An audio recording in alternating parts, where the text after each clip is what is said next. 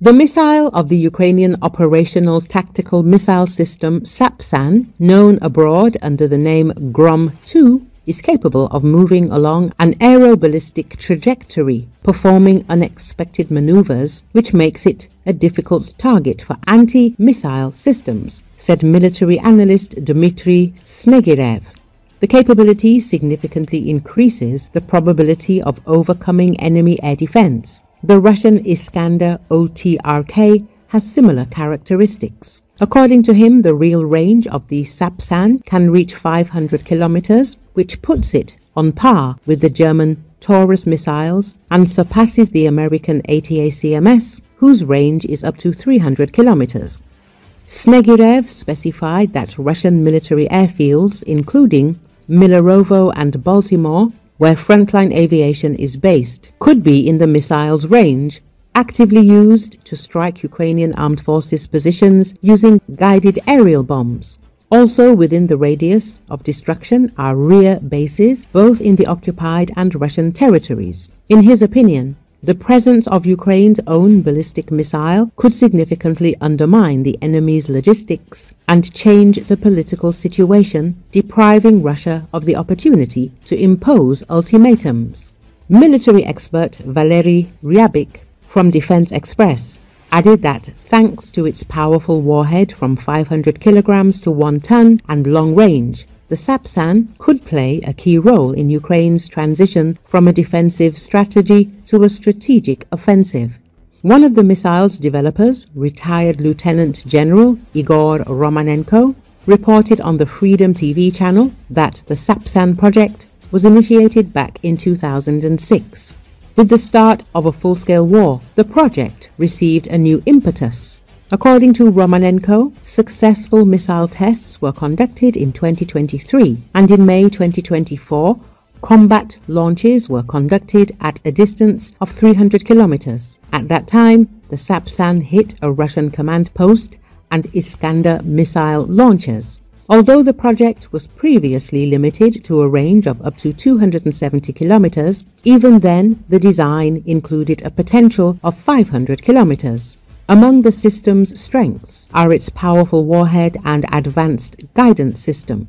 Ukraine is currently working to ramp up production. The goal is to produce dozens and then hundreds of such missiles per month.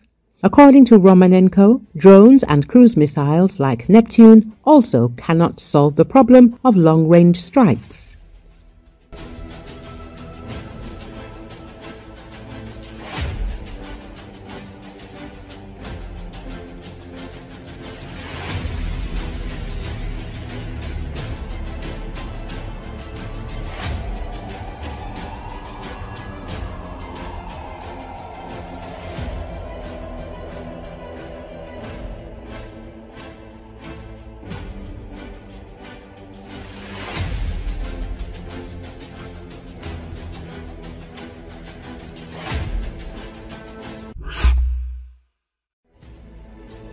Recently, Ukrainian troops launched a HIMARS missile attack on a Russian troop column in Makayevka, killing a significant number of enemy personnel. This demonstrates the effectiveness of Ukrainian intelligence despite Russia's constant boasting of its electronic warfare systems. As the head of the Center for the Study of Occupation, Petr Andriushchenko, noted on air on Channel 24, the successful strike indicates that Ukraine has been able to modernize the HIMARS systems to which the Russians do not yet have an effective response. According to him, the occupiers have recently been complaining about the situation in the areas of Donetsk and Golovka, since new Ukrainian strikes have become significantly more accurate despite the previously effective use of electronic warfare, which affected the accuracy of targeting. Such a strike shows that we have really modernized our HIMARS systems, that the Russians have no counteraction. This means that big surprises await us at the front line. There will be more than one such column, he said. Petr Andriushchenko reported that a convoy of Russian troops was heading north from Makayevka toward Donetsk, probably toward Chasovo Yar. It stopped at a gas station for a break, where it came under heavy fire. Recently, the Russians felt quite confident in the rear areas between Makeyevka, Donetsk and parts of Golovka, since they considered these routes safe. It was difficult for Ukrainian drones to get there and artillery strikes were contained. However, the situation has changed because the attacks show that even these routes can no longer be considered protected, and now the Russian command will have to reconsider the logistics of moving equipment and personnel. They are under fire control and under the attention of the Ukrainian Armed Forces, explained the head of the Center for the Study of Occupation. Petr Andriushchenko noted that now the occupiers will have to look for new routes or change their movement schedules. Such changes complicate and slow down any offensive actions by the enemy. He also noted that the longer precision strikes on the rear areas are not carried out, the more the enemy loses vigilance. This creates a complacency effect, and now the occupiers have become more vulnerable. This is why it is important for the defense forces to use this situation to their advantage. Let us recall that as a result of the Ukrainian Armed Forces strike from the HIMARS rocket system on a column of Russian troops in the temporarily occupied Makeyevka of the Donetsk region on June the 13th, at least 8 occupiers were killed and another 12 were wounded. This was reported by the Astra publication, citing its sources.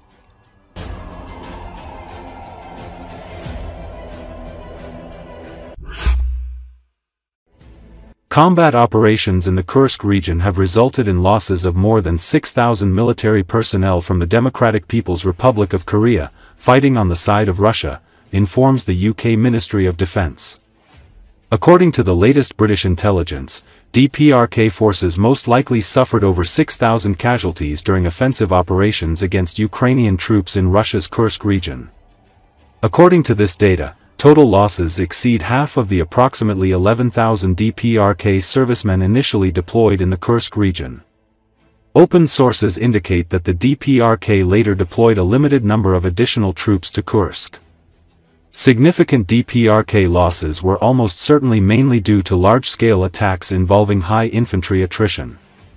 The intelligence report stated that on June 4, 2025, Russian Security Council Secretary and former Minister of Defense Sergei Shoigu visited the DPRK to meet with Kim Jong-un.